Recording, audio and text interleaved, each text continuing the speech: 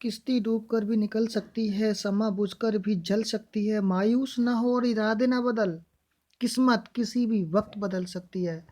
नमस्कार दोस्तों, मेरा नाम है सुशील कुमार और आप देख रहे हैं अपना YouTube channel Atris with study. Atris with study में आपका हार्दिक स्वागत अभिनंदन है। दोस्तों, ये अपनी जो सीरीज चल रही थी, ये मॉडल पेपर चल रहा है और मॉडल पेपर का इससे पिछली वाली जो वीडियो शूट हुई है, उस वीडियो में 30 क्वेश्चंस हमने कर लिए थे। अब 30 क्वेश्चन से आगे 31 क्वेश्चन को करते हैं और ये रीजनिंग के 5 क्वेश्चन रहेंगे। इसके बाद कंप्यूटर्स, फिर उसके बाद जीके जो भी आएगा वो देखते हैं। ठीक है दोस्तों, तो अपनी क्लास को करते हैं प्रारंभ। चलिए और देखते हैं कि आप कितना स्कोर करते हैं। यस, ये रीजनिंग का क्वेश्चन है। क्वेश्चन में कहा है ये कि जो सब मतलब कि यदि EAGER का संबंध 51759 से है के रूप में कूट में दिया जाता है, तो CADIT को किस रूप में कूटबद्ध किया जाएगा। तो ये इसमें दिया रखा है। तो रीजनिंग में ये तो मतलब ज़्यादा टाइम नहीं लगाएंगे और ये सबको पता है कि अल्फ़ाबेट्स 1 से लेकर 8 तक 26 होते हैं। इनके नंबर्स भी आपको पता है, तो इसमें ज़्यादा वो नहीं करते हैं। तो आपको पता है E5 है, तो इसमें उन्होंने बोला है कि इसका संबंध इससे है। E का मतलब 5 है, A का मतलब 9 है और इन्होंने बोला है कि G का मतलब 7 है और E का मतलब 5 है और R का मतलब है। तो यहाँ पे सिर्फ एक जो R का मतलब इन्होंने दिया है, और R आप भी जानते हो कि 18 पे आता है, सही है ना, 18 पर R आता है। अगर मैं इसके हाफ करूं तब 9 बैठ रहा है, ठीक है। और एक कंडीशन में दूसरी क्या होगी कि मैं कितने इतना जोड़ दूं जो कि इसका R का अपोजिट बन जाए। R का अपोजिट बनाने के लिए मेरे को कितना इसमें 18 में ऐड करना पड़ेगा जो कि 17 हो जाए। तो 17 मेरे को जोड़ने के लिए इसमें कितना ऐड करना पड़ेगा, यस, कितना ऐड करना पड़ेगा, 9। कितना ऐड करना पड़ेगा, 9। तो यानी कि दोनों कंडीशन ये क्लियर हो रही है कि मेरे को 9 ऐड कर दूंगा तो इसका अपोजिट हो रहा है। ध्यान रखना बस इस बात को, बाकी तो सब कुछ वही है जो इन्होंने बोला है। अब देखना सी का मतलब कितना होगा, तो सी का जब मतलब इन्होंने जो नंबर्स दे रखे हैं वही दे रखे हैं, तो सी का मतलब 3 होगा, वेरी गुड। ए का मतलब कितना होगा, 1 होगा, वेरी गुड। डी का मतलब कितना होगा, 4 होगा, वेरी गुड। ई का मतलब कितना होगा, 5। तो ये तो 5 है ही है। तो 3 1 4 5, 3 1 4 5 किस किस में, 3 1 4 3 1 4 5, 3 1 4 5। देखो एक तो इसमें है और ए में भी है और ये डी में भी है। 3 यहाँ लिख लेंगे, 3 1 आगे लिख लेंगे। अपना आंसर आया था 3 1 4 5। ठीक है दोस्तों, जल्दी से करते हैं। अब आगे मैंने आपको बताया था कि आर का मतलब, यानी कि इन्होंने 9 बोला है, ये आर का मतलब कितना होता है, 18 से अगर मैं हाफ कर दूं तो 9 आ जाएगा। दूसरा मतलब क्या है, दूसरा मतलब इन्होंने बोला है कि अगर मैं कितने ऐड कर दूं इसमें तो 9 मतलब कि कितने ऐड कर 27 हो जाएंगे। यानी कि आर का अपोजिट कितना होगा, आर का अपोजिट कितना होगा ये बताना है बस आपको। तो कितने ऐड कर दूं मैं इसमें 18 में, 9, तब हो जाएगा। अगर मैं देखो अब यहाँ पे आती है, इसका मतलब हुआ, तो यहाँ पर अगर मैं 10 के हाफ करूँगा तो 10 20 के, सॉरी 20 के हाफ करूँगा तो 10 आएगा। तो 10 तो इसमें कोई ऐसा दे ही नहीं रखा भाई, 10 इसमें भी नहीं दे रखा, 10 तो कहीं दे ही नहीं रखा। तो सीधी सीधी बात है, मेरे को इसमें इसमें क्या करना पड़ेगा, ऐड करना पड़ेगा। यानी कि टी का अपोजिट क्या होगा, टी में मैं 20 में कितने ऐड कर दूं जो 27 हो जाए। अपोजिट हमेशा, अपोजिट नंबर्स जो भी होंगे उन दोनों अपोजिटों का नंबर कितना आएगा, 27 आएगा। तो हमारा ये इज अ करेक्ट आंसर। समझ में बात आ गई होगी। सी का मतलब 3 हो गया, ए का मतलब 1 हो गया, डी का मतलब 4 हो गया, ई का मतलब 5 हो गया। और इसमें मैंने 20 यानी कि 20 में कितने ऐड कर दूं मैं, 7 ऐड कर दूं तो कितना हो जाएगा वो 27। और 27 का मतलब क्या होता है, 27 का मतलब यानी कि टी का अपोजिट, सही है। टी का अपोजिट क्या होगा, जी। जी का मतलब कितना होता है, 7। इतना मेरे को ज़्यादा एक्सप्लेन करने की ज़रूरत नहीं है, आप समझदार हैं। नेक्स्ट, किसी कूट भाषा में कंप्यूटर को इतना ये कहा जाता है और उसी कूट भाषा में टेलीफोन को क्या कहा जाएगा। देखिए दोस्तों, इन्होंने बोला है सी, यानी कि बिल्कुल कॉन्सेप्ट क्लियर करेंगे। सी मतलब मैं इन दोनों में ये देखता हूँ किसी का कोई अपोजिट है क्या। देखो एक्स, एक्स को एक्स और सी मतलब 24 और 3 कितना हो गया, 27 हो गया। यानी एक्स का अपोजिट कितना होगा, एक्स का अपोजिट सी होता है। और ओ का अपोजिट क्या होगा, एल। ओ का अपोजिट क्या होगा, एल। यानी ओ कितने पे आता है, 15 पे, एल कितने पे आता है, 12 पे। तो 12 और 15 कितना होगा, 27। ठीक है। अगर एम, m का अपोजिट कितना क्या होता है, n, आपको ही पता है।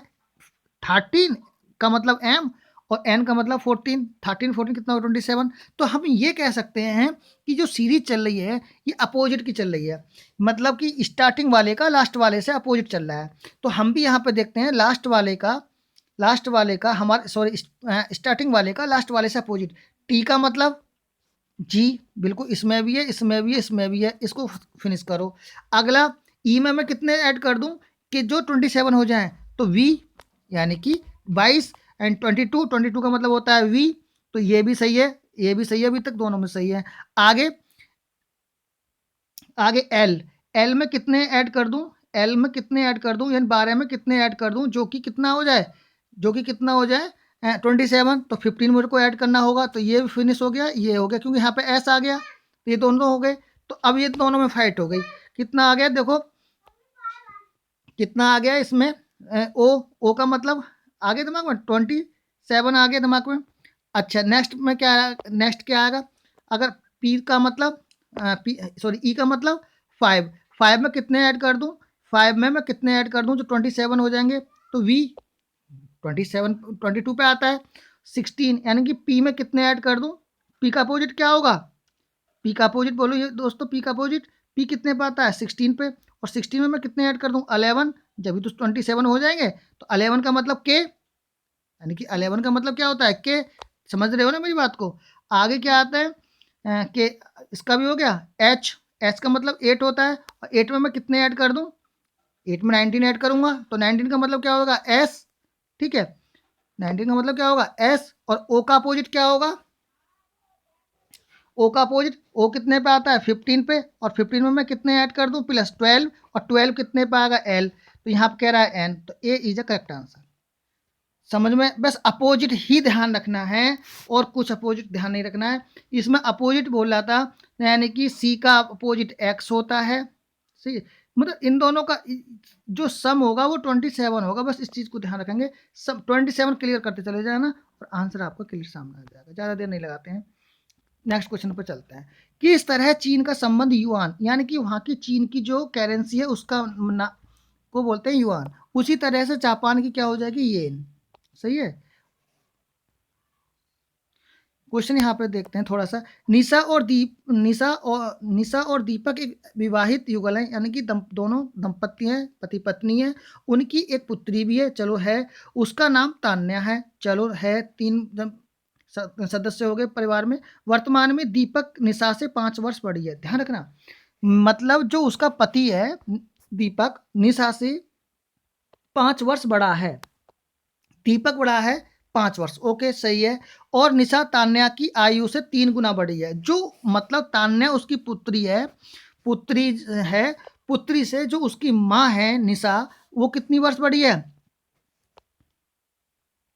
3 गुना बड़ी है, कितने गुना बड़ी है 3 टाइम्स बड़ी है, 3 गुना बोल रहा है ना, 3 गुना बड़ी है। चलो आगे देखते, यदि तन्या की आयु 10 वर्ष है, अगर सपोज दैट अगर उसकी जो लड़की है इस समय 10 वर्ष की है, पर उसकी जो मतलब निशा है वो 3 गुना बड़ी है, तो निशा कितने की होगी इस समय 30 वर्ष की होगी ना, होगी 3 गुना बड़ी है।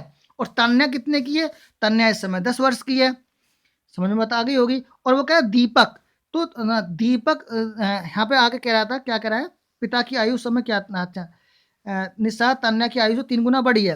यहाँ पे कह रहा था ये वाली स्टेटमेंट, दीपक निशा से 5 वर्ष बड़ा है, निशा से 5 वर्ष बड़ा है, तो निशा इस समय कितने की है 30 वर्ष की, और 5 वर्ष बड़ा है तो कितने का हो जाएगा दीपक, 35 वर्ष का हो जाएगा ना, हो जाएगा। यस, ये हो गया निशा, ये हो गया दीपक। अब दिमाग से लॉजिक का ही है बस इसमें काम, और कुछ नहीं है।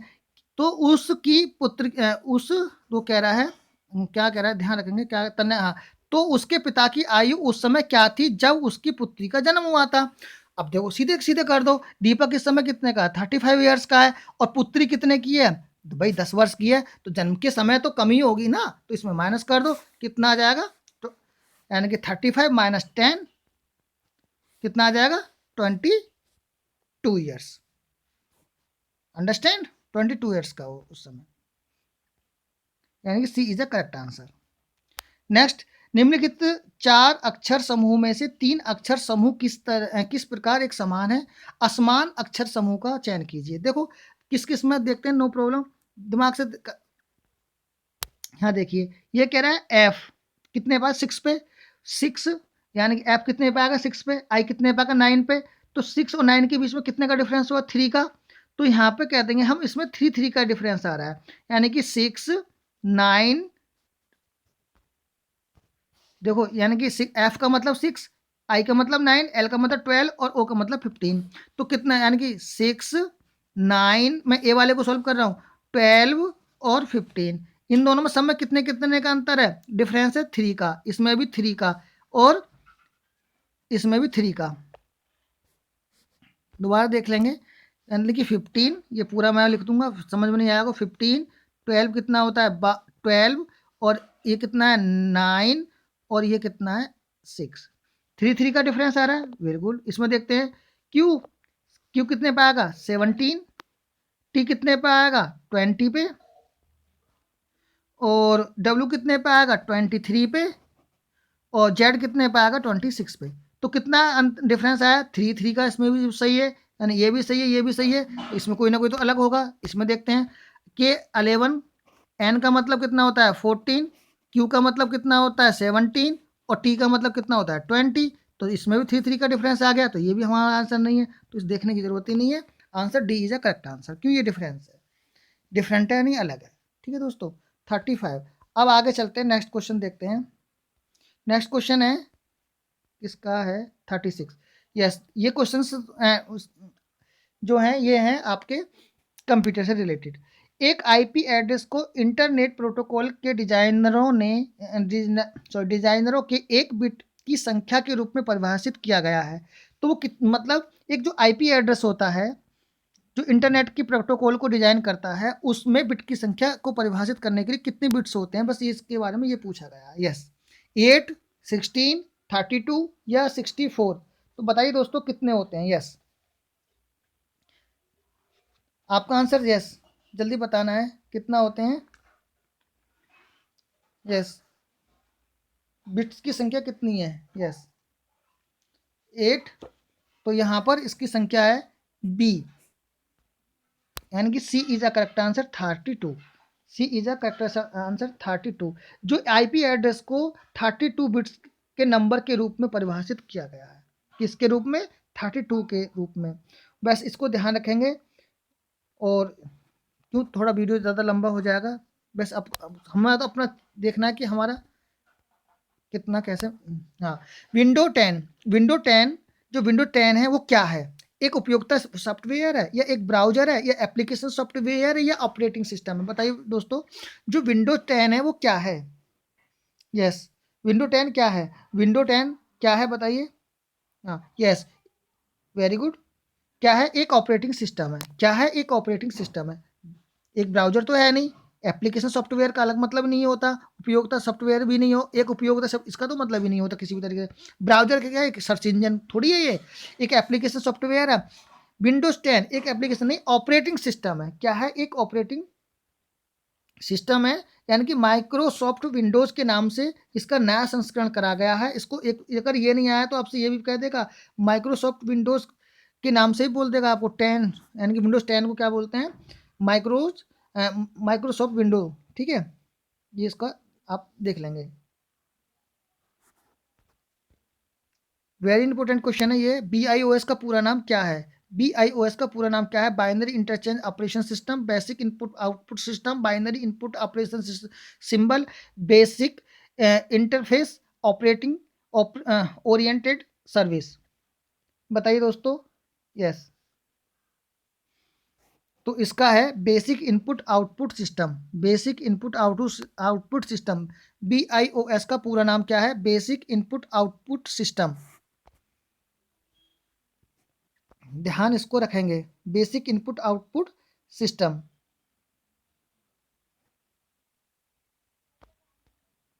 नेक्स्ट के, निम्नलिखित में से कौन सा एक इनपुट डिवाइस नहीं है, निम्नलिखित में से कौन सा एक इनपुट डिवाइस नहीं है, web camera, VCR, designer, processor, बताइए दोस्तों इसमें कौन सा इनपुट डिवाइस नहीं है।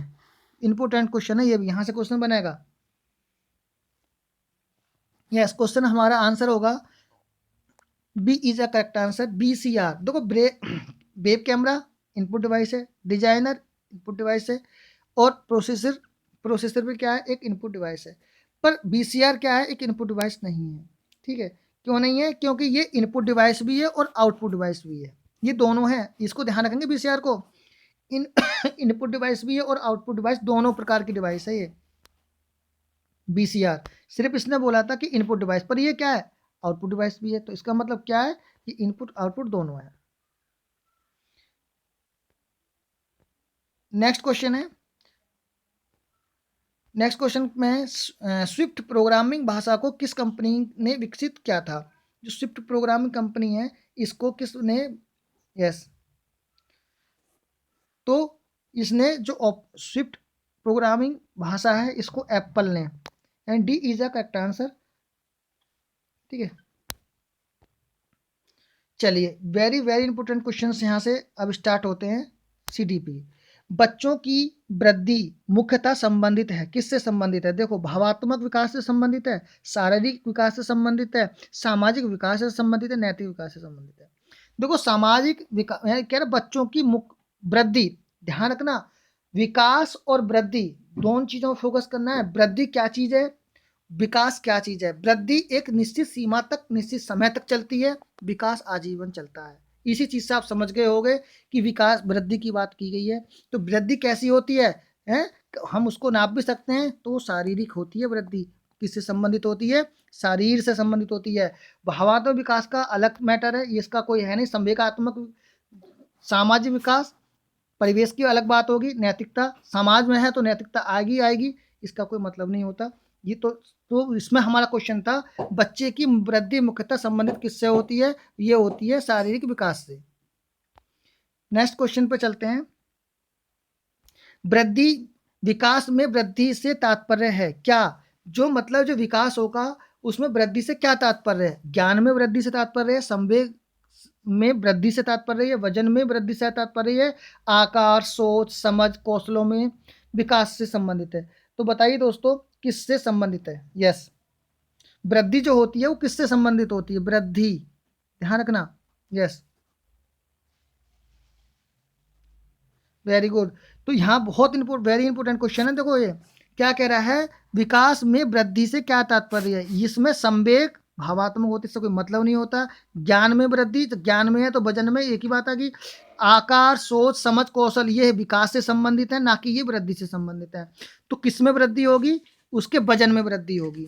वृद्धि अगर होगी तो किस में वृद्धि? ना वजन में होगी, लंबाई में होगी, इसमें वृद्धि होगी। तो लंबाई कोई ऐसे दी ही नहीं रखी, तो लंबाई यानी वजन में उसकी वृद्धि होगी, शरीर में। ठीक है दोस्तों, ये आपको समझ लिया होगा आपने। मैं इस तरीके से क्वेश्चन ये आते हैं, क्वेश्चन ज़्यादा बड़े नहीं होते, बस आप जानते हो।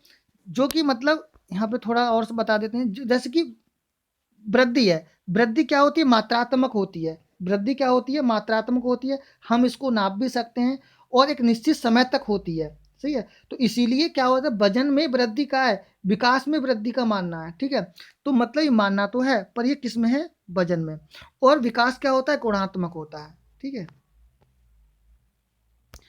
वृद्धि को प्रभावित करने वाले कारक हैं, क्या है? पर्यावरण, आहार, स्वास्थ्य, और ये सभी। तो ये वृद्धि को, देखो, पर्यावरण सही तरीके से ना मिल पाएगा, स्वास्थ्य अच्छे तरीके से नहीं रहेगा, तो हमारी वृद्धि तब भी क्या है, प्रभावित होगी। आहार सही तरीके से नहीं मिलेगा, कार्बोहाइड्रेट, प्रोटीन्स, मिनरल्स नहीं मिलेंगे, तब भी मतलब क्या है, वृद्धि सही तरीके से नहीं हो पाएगी। पर्यावरण में सही तरीके से एटमॉस्फेयर एब्जॉर्ब नहीं हो पाएगा, तब भी वृद्धि नहीं हो पाएगी। तो इसका मतलब ये सही, यानी कि D is a correct answer. वृद्धि में सबकी जरूरत होती है, विकास में भी सभी चीज की जरूरत होती है। अब अवधि, वह अवधि जो वयस्कता के संक्रमण की पहल करती है, उसे क्या कहते हैं? Very very important. वह अवधि जो वयस्कता के संक्रमण की पहल करती है, उसे क्या? मध्य बाल्यावस्था, पूर्व क्रियात्मक अवधि, बाल्यावस्था की समाप्ति, या क्रोधावस्था, सॉरी, यानी किशोरावस्था। यस, बताइए। तो वह अवधि जो वयस्कता के संक्रमण की पहल करती है, यानी कि जो वैक्स यानी कि यहाँ से समझो जब बच्चा वैक्स होने के कगार पे होता है उससे पहले जो उसकी पहल यानी कि आगे चलने के लिए बोलती है, तो उस अवधि को हम उस अवधि को हम क्या बोलते हैं, उसे बोलते हैं किशोरावस्था। क्या बोलते हैं? किशोरावस्था। इस अवस्था में यानी कि भ्रूण बनने से लेकर जन्म तक और जन्म से प्रौढ़ अवस्था की वृद्धि तक स्वाभाविक परिवर्तन होते रहते हैं, जिन पर शिक्षण का और प्रशिक्षण का इन सबका प्रभाव नहीं पड़ता है। ठीक है दोस्तों, तो इसमें क्या है कि इसमें संक्रमण की पहल जो करती है, ठीक है दोस्तों, मतलब वह अवधि जो वयस्कता यानी कि वयस्क के संक्रमण की पहल करती है उसे किशोरावस्था कहते हैं। इस अवस्था में होने वाले जो शारीरिक, मानसिक, सामाजिक, है ना, सामाजिक जो भी ये परिवर्तन होते हैं, है ना, वो इसी को संक्रमण काल होने की वजह से इसमें जीवन पता नहीं रहता कि उस किस पायदान पे वहाँ पर रहता है, जीवन की सर्वाधिक कठिन काल कहा जाता है। और स्टेने हॉल ने तो आपने सुना देखा भी होगा और मतलब सुना भी होगा कि सबसे क्या है, तनाव, तूफान, दबाव की आयु उन्होंने बोला है इसको। चलिए नेक्स्ट क्वेश्चन करते हैं। तो इसमें किशोरावस्था, ठीक है, ध्यान रखना है आंसर किशोरावस्था। तो नेक्स्ट है सहपाठियों का दबाव जब सबसे अधिक प्रभाव डालता है, वह कब डालता है? सहपाठियों का जो दबाव होता है कब? प्रारंभिक वाल्यावस्था में, मध्य वाल्यावस्था में, प्रारंभिक किशोरावस्था में, उत्तर किशोरावस्था में। तो जो सहपाठी मित्र होते हैं उनका दबाव किस समय ज़्यादा होता है? यस, किस में ज़्यादा होता है? तो वो होता है किसमें? D is a correct answer, उत्तर किशोरावस्था में। प्रारंभिक किशोरावस्था में तो स्टार्टिंग ही होती है ना बाल्यावस्था से निकलकर, है ना, तो इसमें तो होता नहीं है, हैं। और मध्य बाल्यावस्था में वो समझ जाता है, प्रारंभिक बाल्यावस्था का कोई मतलब नहीं होता, तो मध्य बाल्यावस्था में इतना नहीं होता मैच्योर, पर जैसे ही उत्तर किशोरावस्था से पूर्व किशोरा की तरफ बढ़ता है तो वो क्या हो जाता है, सहपाठियों का दबाव उस पर अधिक प्रभाव, मतलब उनकी छवि, चलो कुछ भी नहीं है, जहाँ वो मित्र कहते हैं मित्र की बात ज़्यादा मानना, परिवार की जो हमारे परिवार के सदस्य होते हैं उनकी बात को नहीं मानता है बच्चा। चलिए, विकास के किस काल को अत्यधिक दबाव और तनाव का काल कहा गया है? वेरी इंपॉर्टेंट क्वेश्चन है ये।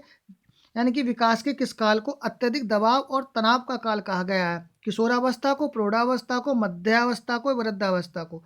तो किशोरावस्था को स्टेने हॉल ने बोला है किशोर किशोर के विकास के काल का अत्यधिक दबाव और तनाव का काल। ठीक है दोस्तों, संघर्ष, तनाव, तूफान, विरोध की अवस्था इसमें इन्होंने बोला है।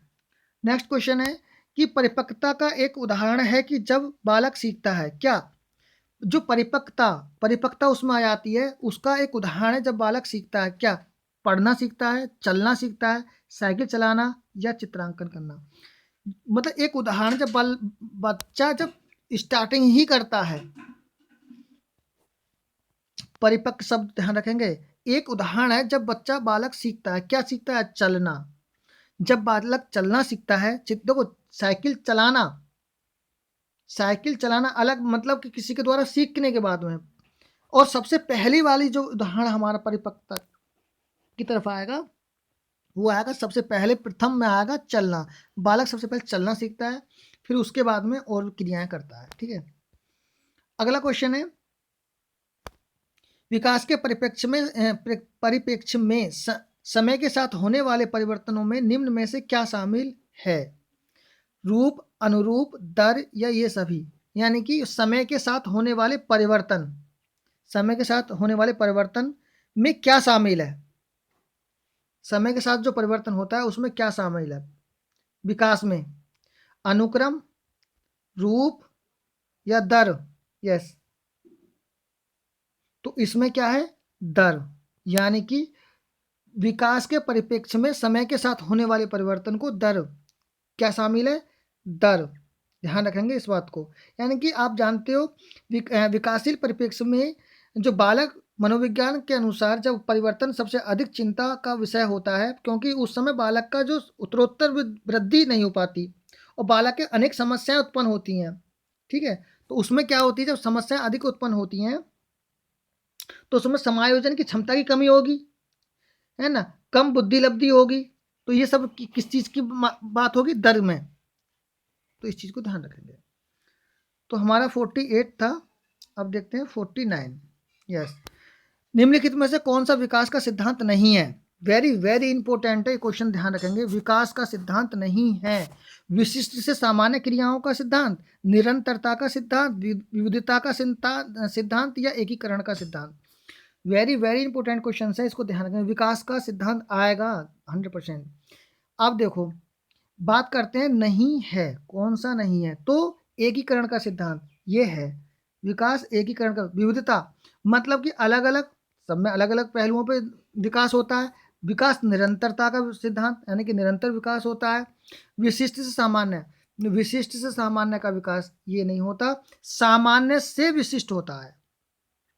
यानी सामान्य से विशिष्ट, यानी कि जैसे कि एक बीज से पौधा बनता है, यानी सामान्य से विशिष्ट, उसी तरीके से विकास निरंतर चलता रहता है जीवन भर। जहाँ से मनुष्य का, यानी कि गर्भावस्था से स्टार्टिंग होकर के जब वैसे ही आता है, तो जब से विकास स्टार्ट इसका होता है, निरंतर प्रौढ़ावस्था पे चलता रहता है। विविधता का मतलब होगा अलग अलग, विविध यानी कि अलग अलग, यानी एक विकास जब खत्म होगा उसी क्षेत्र में दूसरा विकास स्टार्टिंग हो जाती है। एकीकरण का सिद्धांत, विकास एकीकृत होता है और एक दिशा में चलता है। दूसरी वाली बात और भी है विकास के सिद्धांत, जैसे कि में है विविधता, अगर आप भिन्नता बोल दे एक ही बात है। निरंतरता इसमें है ये, सामान्य से पूर्व अनुमान का सिद्धांत, वेरी गुड। अगर ये अगर आपसे पूरा, हाँ, हम विकास में पूर्व अनुमान लगा सकते हैं कि आपको पता है कि बाल्यावस्था में दांत निकलते हैं, यानी ये तो है नहीं कि वृद्धावस्था के बाद में बाल्यावस्था आएगी। ये हम पहले ही भविष्यवाणी कर सकते हैं कि पहले बच्चे का क्या आएगा, यानी सॉरी शिशु बनेगा, बाल्यावस्था, ये सारी आएंगी, उसके बाद इनका कोई अपोजिट मतलब नहीं होता। ये तो नहीं है कि इंडिया में कुछ और है और विदेश में कुछ और है। हम पूर्व अनुमान का भी लगा सकते हैं। और एक बात और भी है, विकास वर्तुलाकार, वो विकास वर्तुलाकार बनाम रेखा प्रगति का सिद्धांत है। यानी कि वर्तुलाकार विकास एक तरफ, यानी कि अगर बाल्यावस्था में अधिक है विकास, तो किशोरावस्था में कुछ धीमा पड़ जाता है। वर्तुलाकार तरीके से चलता है, इस तरीके से वर्तुलाकार, ठीक है, कम ज़्यादा। नेक्स्ट क्वेश्चन है, सिफेलोकोडल प्रवृत्ति के सिद्धांत के निम्नानुसार शारीरिक विकास होता है। वेरी गुड, बहुत इंपॉर्टेंट है ये। दूरस्थ अंग से निकटवर्ती का सिद्धांत, पांव से सिर की ओर, निकटवर्ती से दूरवर्ती यानी दूरस्थ अंगों तक, या सिर से पांव की तरफ। तो सिर से ये सिफेलोकोडल जो सिद्धांत है, यह सिर से पैर की तरफ। नेक्स्ट है, विकास के सिद्धांत के बारे में निम्नलिखित में से कौन सा कथन गलत है? यानी कौन सा कथन ये गलत है, ये आपको बताना है विकास के सिद्धांत के बारे में। तो आपको बताना है, यस, विकास एक परिमाणात्मक प्रक्रिया है जिसका ठीक ठाक हम मापन भी हो सकता है।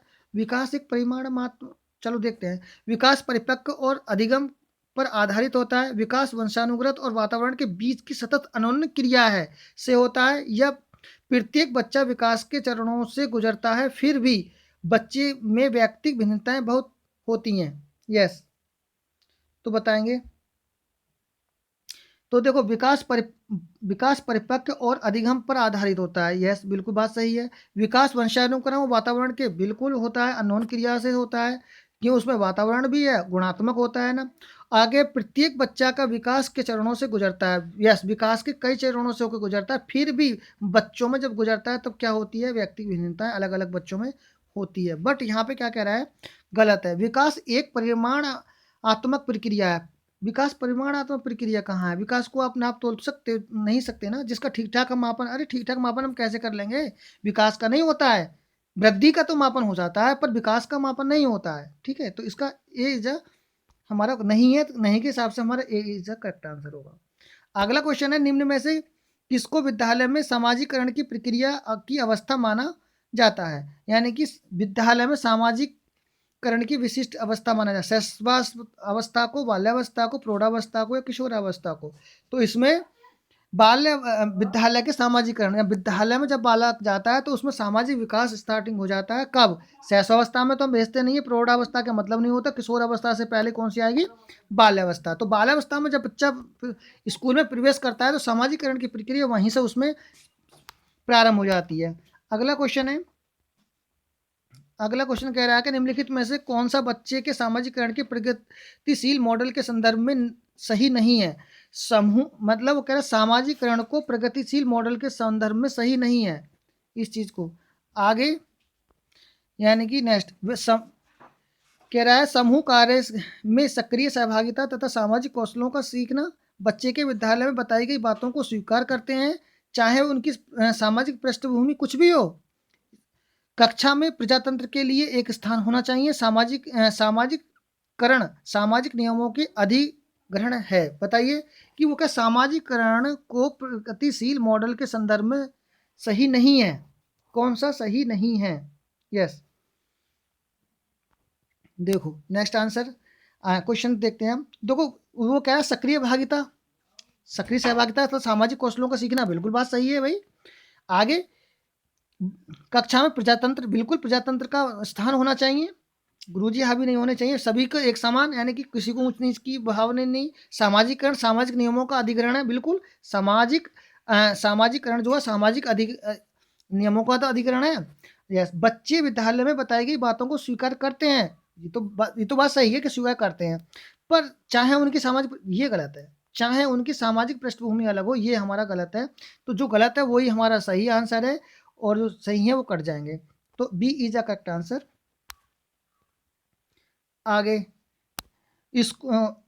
स्कूल बच्चों के सामाजिकरण की एक ऐसी संस्था है जहां प्रमुख स्थान स्कूल ही बच्चों का होता है, प्रमुख स्थान स्कूल की दिनचर्या का होता है, प्रमुख स्थान स्कूल की गतिविधियों का होता है, प्रमुख स्थान स्कूल के शिक्षकों का होता है।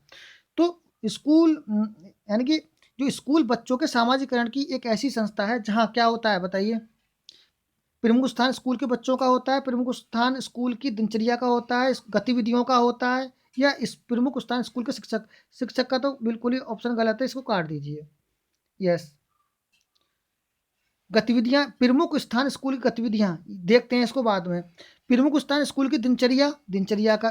प्रमुख स्थान स्कूल के बच्चों का, जब बच्चे ही होंगे जब तो गतिविधि भी होगी और उनकी दिनचर्या भी सही तरीके से होगी। तो इन ये हो नहीं सकते, इसलिए क्योंकि एक में ही ये दोनों हैं। यानी कि प्रमुख स्थान दो को हम लगा नहीं सकते। प्रमुख स्थान जो होगा स्कूली बच्चों का होता है। नेक्स्ट, निम्न में से कौन सा सामाजिकरण की निष्क्रिय एजेंसी है? वेरी वेरी इंपॉर्टेंट क्वेश्चन है, ये आया हुआ कई बार क्वेश्चन आया। निम्नलिखित में से कौन सी सामाजिकरण की निष्क्रिय एजेंसी है? परिवार, सार्वजनिक पुस्तकालय, स्वास्थ्य क्लब, इको क्लब। यस। तो सार्वजनिक यानी कि सामाजिकरण की निष्क्रिय है। सामाजिकरण सार्वजनिक पुस्तकालय। अब आपने देखो परिवार में बच्चा खूब, सामाजिकरण की पहली इकाई है, उसका परिवार है, मोहल्ला पड़ोस, बाद में इको क्लब, इस वहाँ पे जाएंगे तो एक दूसरे सामाजिकरण की क्रिया निष्क्रिय नहीं सक्रिय रहेगी। स्वास्थ्य क्लब क्लब में अगर आप जाएंगे तो डॉक्टर आपसे मिलेंगे और भी रोगी आपसे मिलेंगे। पर सार्वजनिक जो पुस्तकालय होती हैं वहाँ पर क्या होता है, पुस्तकें होती हैं, और पुस्तकें होंगी। अगर आप मतलब एक लाइब्रेरी में जा रहे हैं तो अपना अपना वहाँ पर किसी इतना वो नहीं होता। तो सामाजिकरण की निष्क्रिय जो एजेंसी मानी गई है वो यानी कि सार्वजनिक पुस्तकालय। परिवार तो है नहीं, एक्टिव है। इको क्लब एक्टिव है, स्वास्थ्य परिवार क्लब एक्टिव है। नेक्स्ट,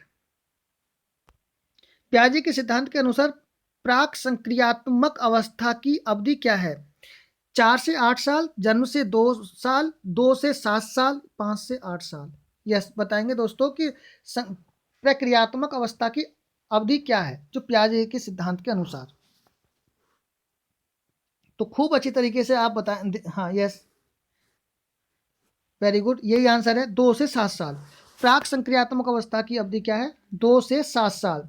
देखो कॉग्निटिव जो स्टेज होती है यानी संवेगात्मक अवस्था जो होती है, संवेगात्मक गामक अवस्था जो होती है जन्म से 2 वर्ष होती है। ध्यान रखेंगे जन्म से 2 वर्ष होती है, आंसर हमारा ये है जन्म से 2 वर्ष। सही है। प्राक संक्रियात्मक अवस्था कितने होती है? 2 से 7 साल होती है। मूर्त संक्रियात्मक अवस्था कितने होती है? हाँ यस 7 से 11 साल।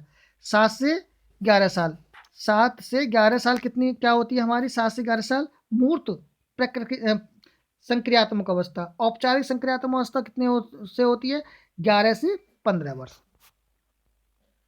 ध्यान रखेंगे इस चीज को, यहां से क्वेश्चन आता है एक।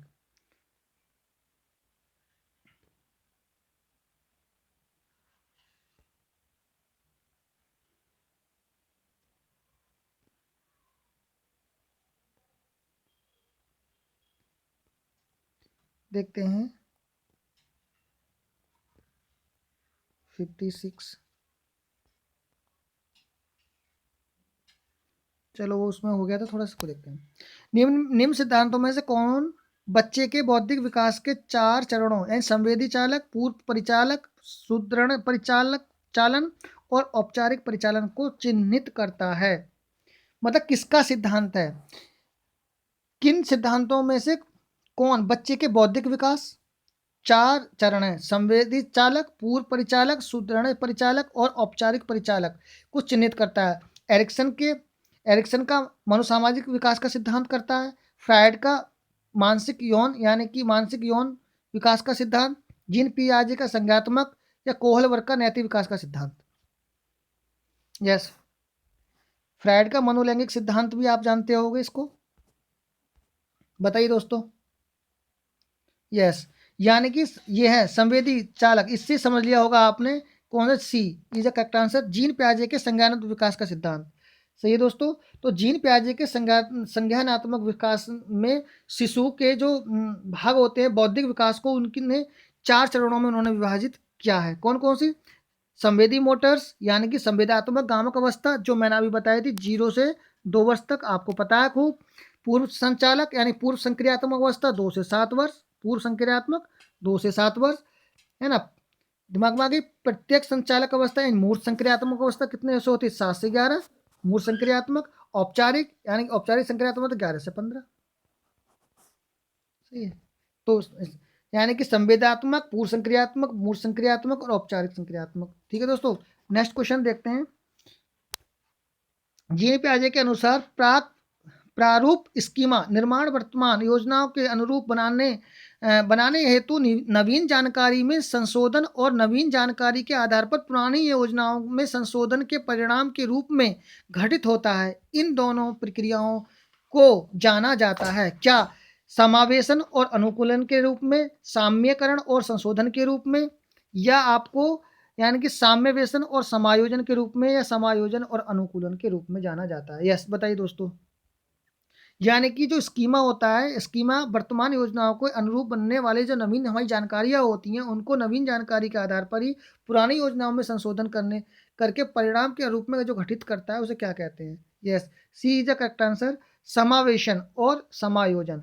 समावेशन और समायोजन यानी कि जीन पियाजे ने संज्ञानात्मक विकास के सिद्धांत के प्रारूप को यस निर्माण के संबंध में 2 बातें बताई थी। पहला क्या होता है? समावेशन। समावेशन का मतलब क्या होता है? एमिनेशन।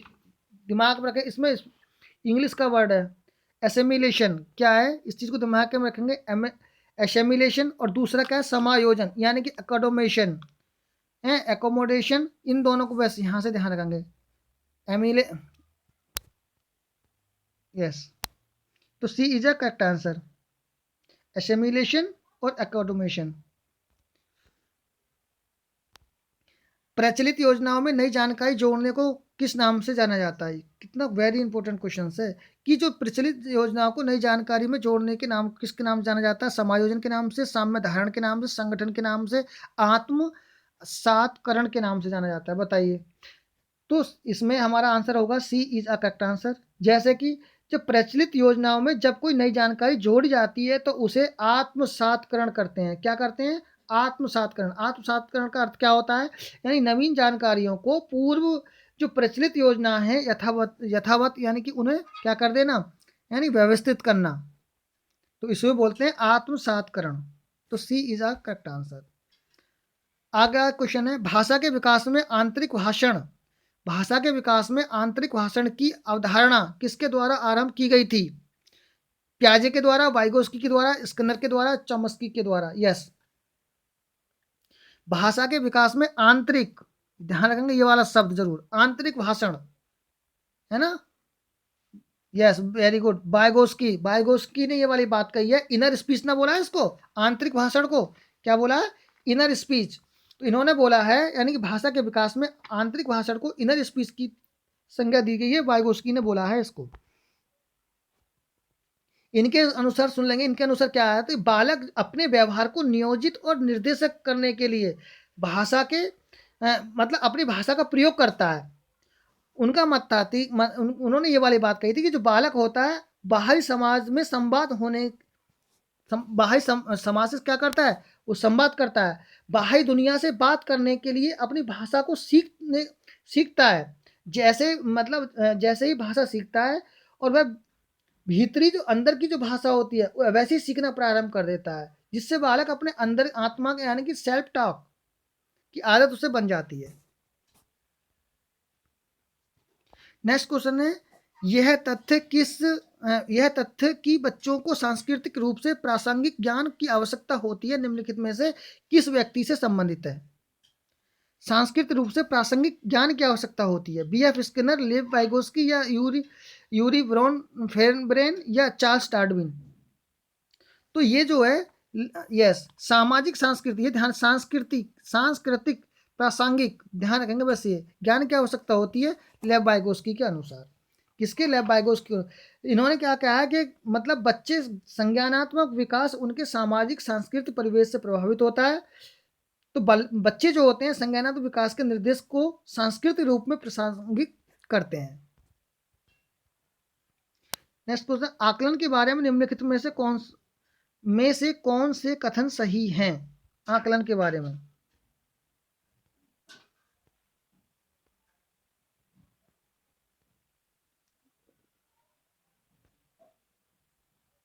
यस आकलन के बारे में निम्नलिखित में से कौन से कथन सही हैं।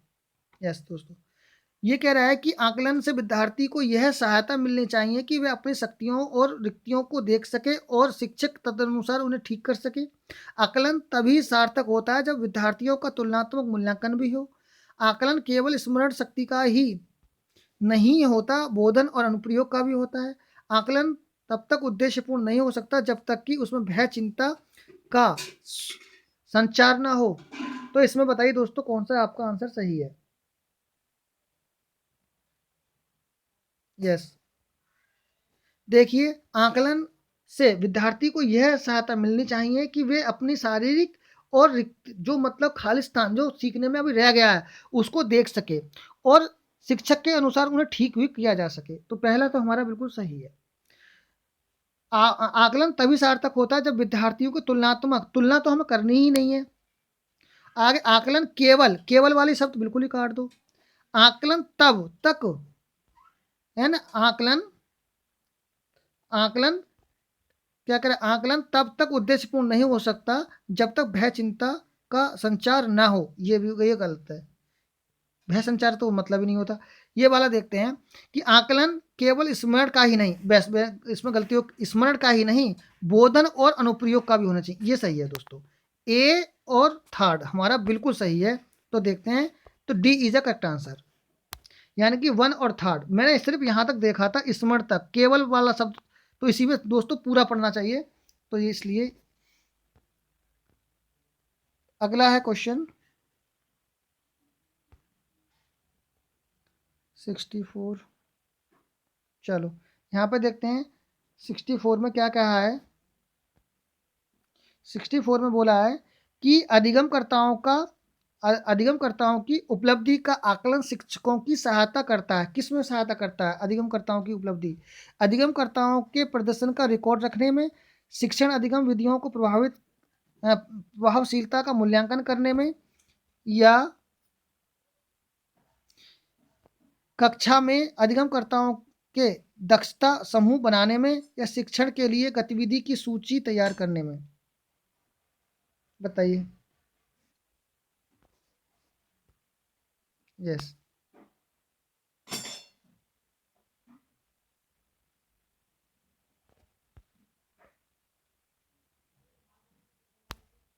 तो इसमें है अधिगमकर्ताओं की उपलब्धि का आकलन शिक्षकों की सहायता करता है। किसमें? शिक्षण अधिगम विविध यानी कि अलग अलग प्रभावशीलता का मूल्यांकन करने में, रिकॉर्ड रखने में नहीं करता।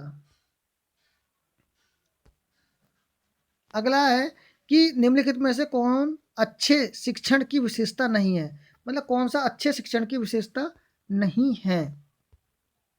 यस अच्छे शिक्षण की विशेषता नहीं है। बताएंगे कौन से अच्छे शिक्षण? स्वेच्छाचारी, जनतांत्रिक, वांछनीय सूचनाएं देने वाला, सहानुभूतिपूर्ण। यस बताएंगे जल्दी, कौन सा नहीं है? देखो जनतांत्रिक सही है, वांछनीय सूचनाएं देने वाला बिल्कुल सही है, सहानुभूतिपूर्ण स्वेच्छाचारी गलत है। क्यों? स्वेच्छाचारी ये है कि तू आप जब चाहोगे जब ही कर सकते हो, तो ये स्वेच्छाचारी गलत है। तो दोस्तों यहाँ पे अपनी क्लास को करते हैं समाप्त, आगे देखते हैं फिर नेक्स्ट क्वेश्चंस। थैंक यू, धन्यवाद।